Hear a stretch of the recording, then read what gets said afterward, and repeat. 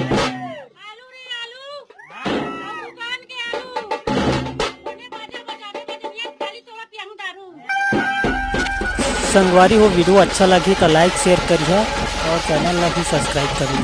जय जोहार जय सती।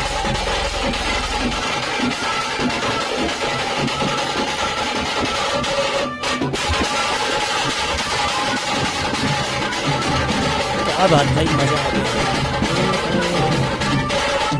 गजब गजब।